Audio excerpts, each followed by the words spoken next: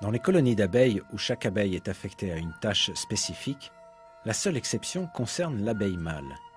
Les mâles ne contribuent pas au nettoyage de la ruche, à la collecte de nourriture ou à la fabrication des rayons et du miel.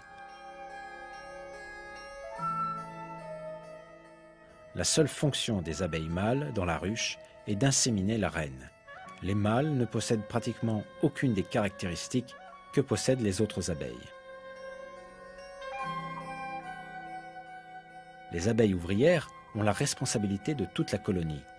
Elles ont plusieurs tâches: nettoyer la ruche, s'occuper des larves et des jeunes, nourrir les autres abeilles, rassembler des provisions comme le nectar, le pollen, l'eau et la résine, et les stocker dans la ruche.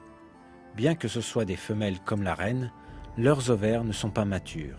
Cela les rend stériles.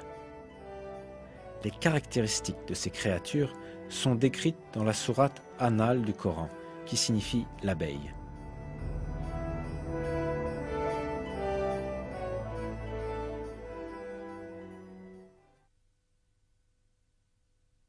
Et voilà ce que ton Seigneur révéla aux abeilles.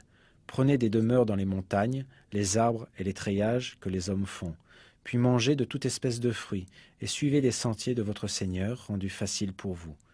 De leur ventre sort une liqueur, aux couleurs variées, dans laquelle il y a une guérison pour les gens.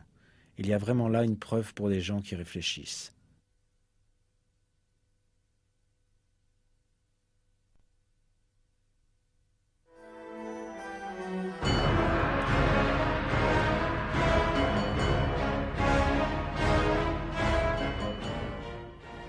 Ce verset contient un secret important qui ne peut être compris que grâce à la grammaire arabe. En arabe, il existe deux usages différents pour les verbes.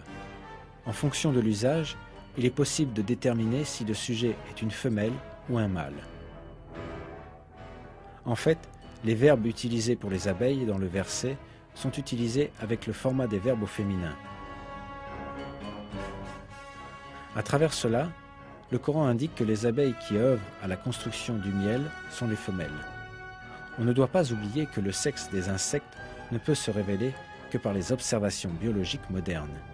Le fait que les ouvriers sont tous des femelles n'a été établi qu'à notre époque. Pourtant, Dieu montre un autre miracle du Coran en attirant notre attention sur ce fait dans les versets.